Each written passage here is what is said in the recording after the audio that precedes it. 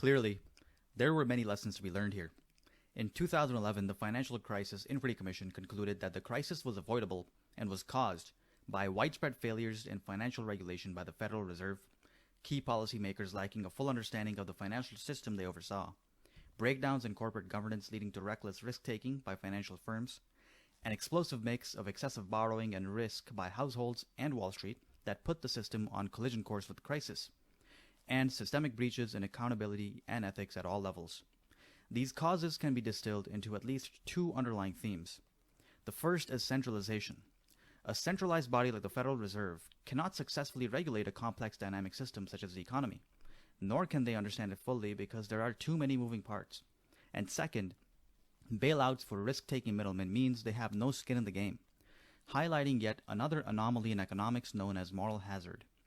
The paradigm's inability to account for these anomalies in the wake of this crisis triggered the birth of Bitcoin, as the crisis was followed by a wave of revolutionary science in the form of a discovery that solved a problem which couldn't be cracked for the longest time, known as the Byzantine generalist problem.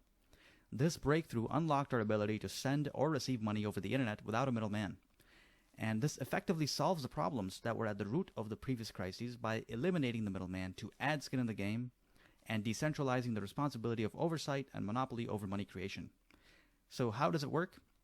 The technology underlying Bitcoin is called distributed ledger technology, and this paradigm shift is perhaps best understood in the context of what is known as triple entry accounting.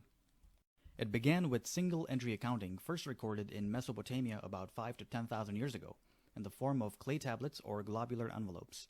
At the core, it's essentially a ledger of entries, resembling the first ever spreadsheets that documented incomes, expenses, and transactions. Basically, it's a list. And then along came double entry accounting, which became widely accepted by the 1600s. It introduced the concepts of debit and credit into the ledger of entries, where debit represents value transfer to an account and credit represents the opposite. This was a huge breakthrough as it allowed for the detection of errors in balances to prevent frauds, and has evolved into our modern financial system based in loans and borrowing. However, it also has its limitations and requires oversight by auditors to ensure that nobody is cooking their books by lying about their numbers. Furthermore, there is a time lag because the entries occur on a given date and are audited much later, which does not protect against crimes like those committed by Enron, who famously hid debts off their balance sheets and was cited as one of the largest audit failures in history. And this can lead to systemic damages, as we saw with the lack of regulatory oversight in the shadow banking system. So again, we are confronted with the problem of a middleman who must be trusted to do their job in a timely manner. But what if there was a way to combine all three components into one event?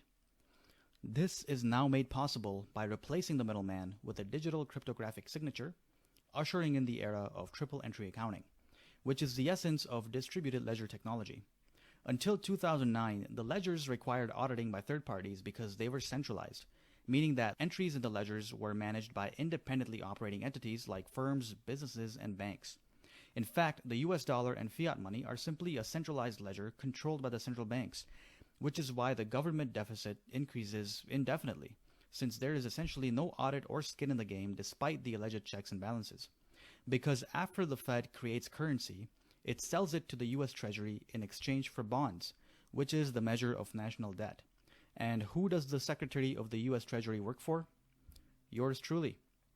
So in contrast to the centralized ledger accounted through the double entry system, in 2009, the Bitcoin network became the first real-world use case of distributed ledger technology, employing triple entry accounting. How does it work? The third party that traditionally audits or validates transactions is replaced by a network of computers. And whenever an entry is made into a ledger on any of the computers, meaning whenever somebody sends or exchanges value on the network through Bitcoin, a copy of that ledger is sent out to all the computers on the network.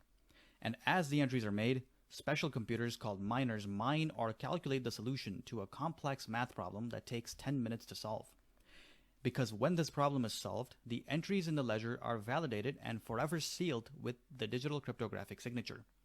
This is known as proof of work. So instead of a centralized ledger validated by third parties, you now have a distributed ledger whose transactions are validated by a decentralized network without any middlemen.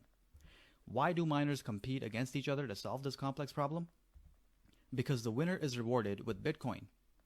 This adds skin in the game as everybody is incentivized to keep the network live, And unlike a central bank, like the Federal Reserve, that can unilaterally decide to print currency and debase its value, there will be only 21 million Bitcoin released into circulation, meaning these centralized entities that hold monopoly power over creating currency come to represent the middleman that is eliminated and are replaced by a computer code that cannot be cheated. Come what may, the code will release 12.5 Bitcoins every 10 minutes, which corresponds with the amount of Bitcoin released per block. What is a block? The transactions that are finalized and validated by the network are lumped into a block, which is added to the chain of blocks containing all of the previously validated transactions. Hence, it is called a blockchain. So ultimately, what we have here is a network of computers in consensus with each other without a third party. And that essentially is the solution to the Byzantine generals' problem.